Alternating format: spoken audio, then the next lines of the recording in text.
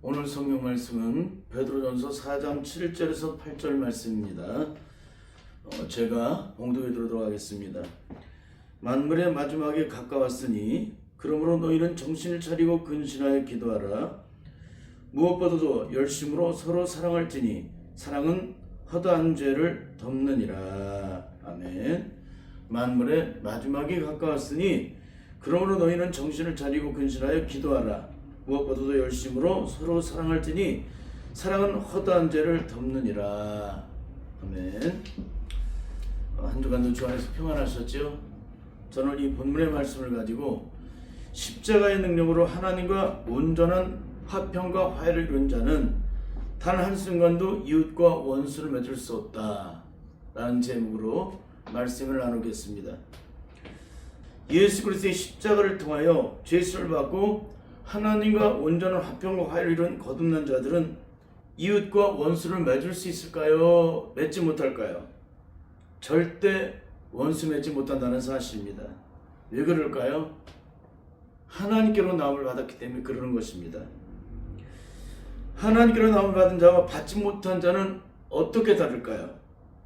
하나님께로 나음을 받은 자는 그 심령 속에 원수 맺게 만드는 사탄의 모든 저주색이 십자가의 능력으로 온전히 제거를 받았기 때문에 죽을 때까지 이웃의 그 어떤 허물과 죄가 있을지라도 사랑으로 돕고 용서하는 삶을 살아가게 된다는 사실입니다.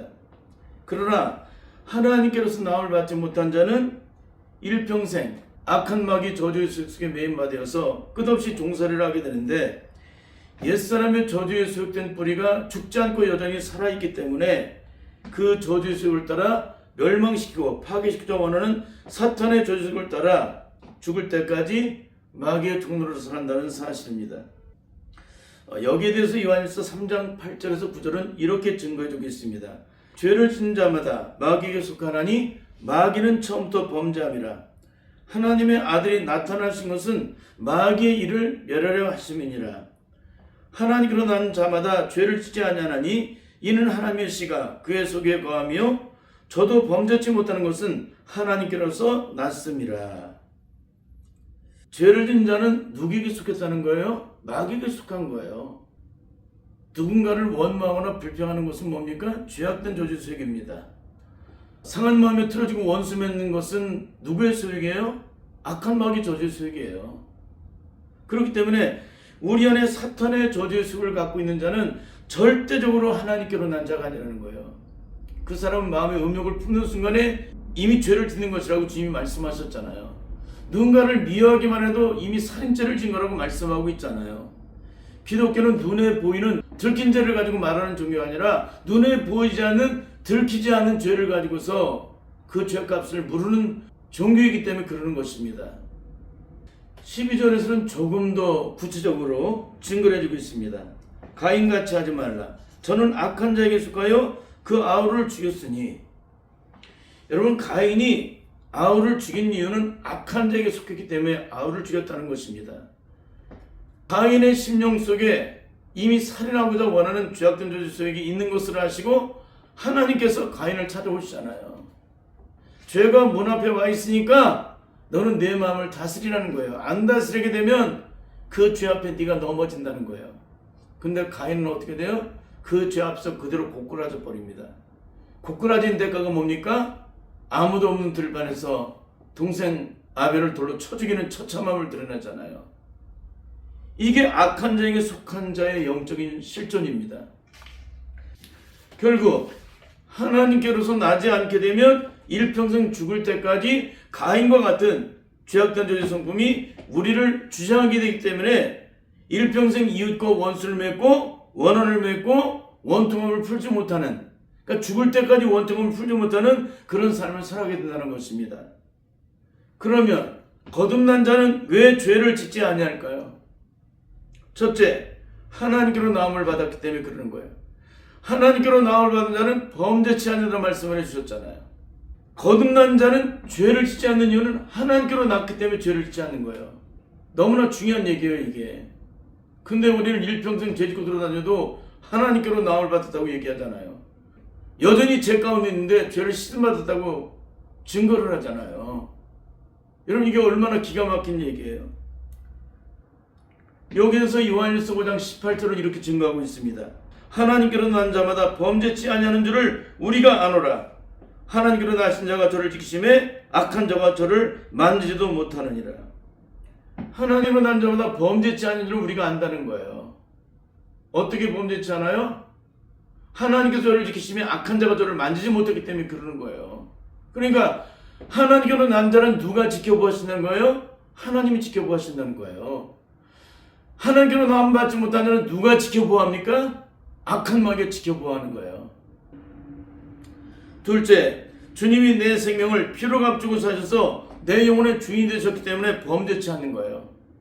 하나님께로 난 자마다 죄를 짓지 않는 이유는 주님이 내 생명을 피로 값주고 사셔서 내 영혼의 주인이 되셨기 때문에 내가 죄를 짓지 않는다는 것입니다. 셋째는 십자가에 못 박혀 죽음으로 죄에 대해서 죽고 의에서 산 자가 되었기 때문에 우리는 죄를 짓지 않는 삶을 산다는 것입니다. 넷째, 불의의 병기가 의의 병기가 되기 때문에 우리는 죄를 지을 수가 없다는 거예요. 다섯째는 그 소속이 바뀌었기 때문에 그러는 거예요. 악한 마귀의 자녀가 하나님의 자녀로, 땅의 시민권을 갖고 있는 자가 하늘의 시민권을 가진 자로 바뀌어졌잖아요.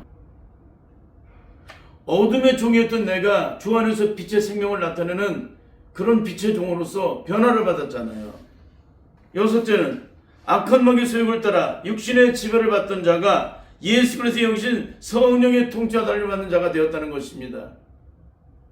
결국 오늘 우리가 여전히 옛사람이 죄악된 저주를 따라 살아가는 가장 중요한 이유는 지옥불의 뿌리를 갖고 있는 죄악된 저주의 뿌리가 온전히 죽지 않고 여전히 살아있기 때문에 누가 시키지 않아도 그 죄악된 저주를 따라 끊임없이 그 실체를 드러내주고 있는 것입니다.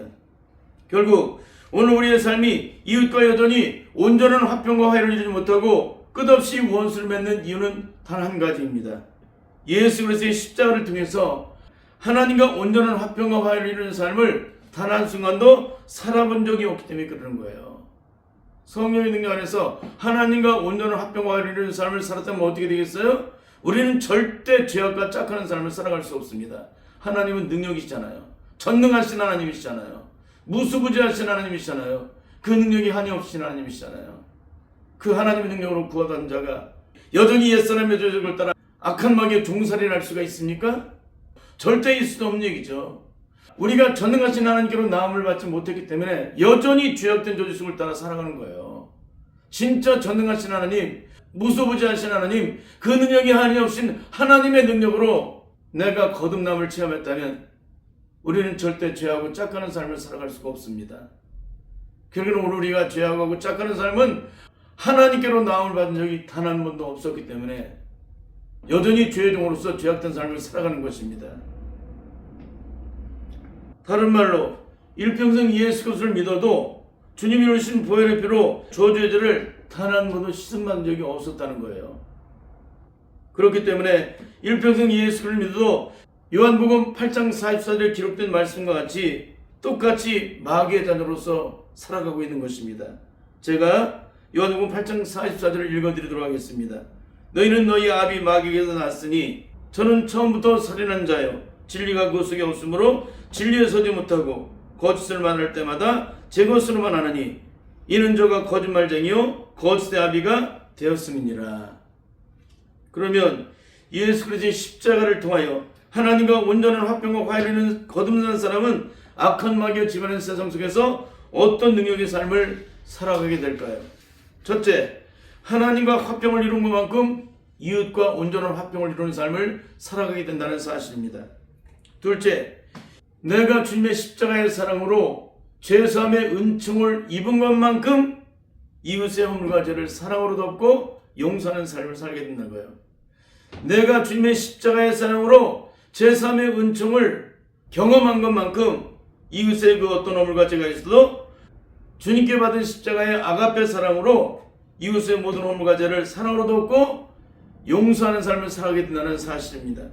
셋째는 눈에는 눈, 이에는 이로 보복하던 자가 눈에도 사랑으로 이에도 사랑으로 모든 것을 사랑으로 보답하는 그런 삶을 살아가게 된다는 사실입니다. 그런 의미에서 예수 그리스도 믿고 거듭난 주님의 자녀들에게 억만금을 주면서 이웃과 한번 원수 맺어보라고 떠다밀어도 그들은 절대적으로 원수를 맺을 수 없다는 거예요. 왜 그럴까요? 원수 맺게 만들었던 죄악된 저주석이 다 십자가에 못 박혀 죽음으로 영적 장례식을 치렀잖아요. 그렇기 때문에 아무리 억만금을 주고 떠다밀어도 이웃과 원수를 맺을 수가 없는 거예요. 이게 바로 성령으로 거듭난 자, 심령이 온전히 비워지고 씻겨진 자, 옛사람의 저주의 안반이 촛물처럼 녹아진 자의 영적인 삶이라는 거예요. 그러니까 내 안에 사탄의 저주석이 제거되게 되면 안반 같은 죄악된 마음이 깨지는 것만큼 십자가의 의를 드러내요. 깨지는 것만큼 따뜻하고 부드러운 주님의 성품이 되어서 십자가의 의를 드러내게 됩니다. 내 심령이 비워지고 씻겨진 것만큼 우리는 어떤 삶을 살아가요? 사탄의 세력에서 지배를 받고 점령을 했던 내 심령이 비워지고 씻겨지는 것만큼 성령의 능력에 의해서 십자가의 의를 드러내는 사람이 된다는 거예요. 그러니까 내 심령이 얼마만큼 깨지고 부서지고 녹아지느냐, 비워지고 씻겨지느냐가 그 사람의 영적 능력을 결정하는 거예요.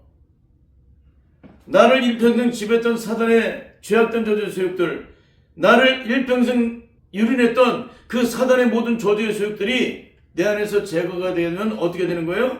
사단의 세력이 힘을 잃어버리죠. 근데 그 세력이 여전히 내 안에 있게 되면 어떻게 돼요? 사단이 여전히 그 힘의 능력을 나타내는 것입니다. 그러니까 오늘 상한 마음에 틀어져서 원수 맺는 가장 중요한 이유는 뭐냐면 다른 데 있지 않습니다. 내 안에 나를 멸망과 심판과 죽음과 형벌로 이끌었던 사단의 모든 저주의 세력이 죽지 않고 여전히 살아서 나를 주장하기 때문에 그렇게 끊임없이 틀어지고 원수 맺고 너는 너 나는 나로 살아가게 되고 상대방이 용서를 빌 때까지 그 원통함을 풀지 못하는 것입니다. 그러니까 우리 마음에 꽁하는 마음들 있잖아요. 꺾어진 마음들. 이런 마음들은 다 죄악된 마음이에요. 예수 그리스도를 믿고 거듭난 주님의 자녀들은 그 꽁하는 마음들, 두고 보자는 마음들, 원수를 갖고자 하는 그런 죄악된 저주의 마음이 다 십자가에 못 박혀 죽음으로 제거가 됐기 때문에 억만금을 주고 떠다밀어도 우리는 그런 마음이 형성될 수가 없다는 거예요. 그러니까 한국교회가 거듭난 자의 영적 능력이 무엇인지를 전혀 모르는 거예요. 왜 그래요? 영적으로 그 심령이 깨지고 부서지고 녹아지고 비워지고 씻겨지는 그런 능력을 경험한 적이 단 한 번도 없기 때문에 그러는 거예요. 결국 예수 그리스도를 일평생 믿었음에도 불구하고 성령의 능력 안에서 참된 구원의 능력을 영적으로 경험한 적이 없기 때문에 이렇게 끊임없이 악한 마귀 저주적을 따라 십자가의 원수가 되는 그런 삶을 살아가는 거예요. 여러분, 부모 자식 간에 원수 맺을 수 있어요? 부부지간에 원수를 맺을 수 있어요? 이웃과 원수를 맺을 수 있어요? 절대 맺을 수가 없다는 거예요.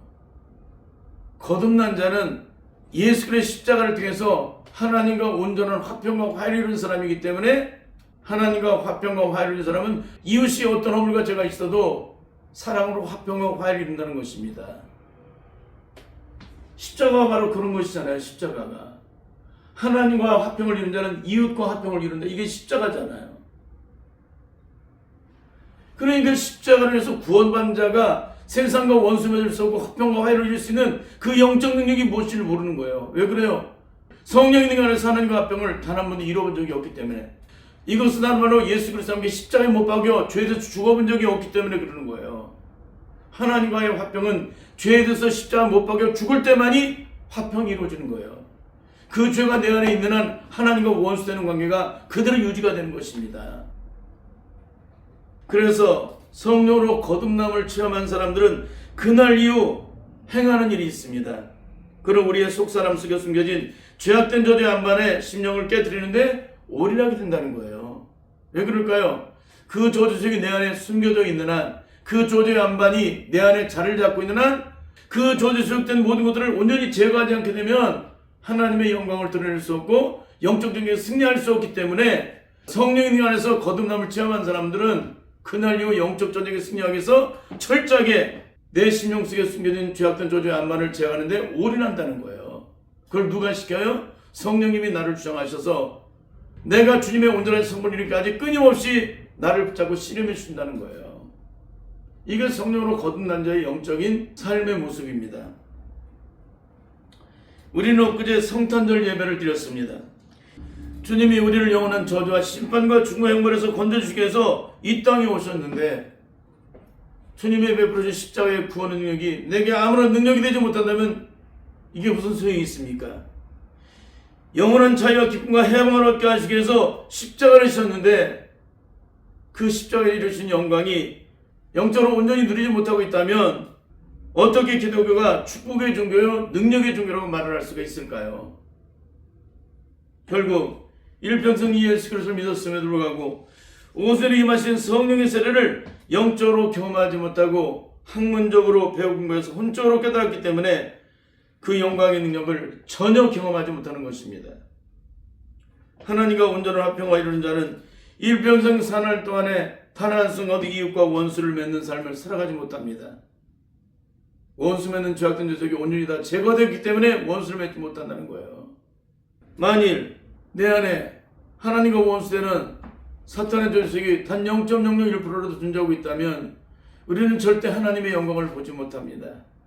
천국은 이 땅에서 예수님의 십자가를 통해서 온전히 죄를 씻음받은 자만이 정결함을 받은 자만이 하나님의 영광을 보기 때문에 그러는 것입니다.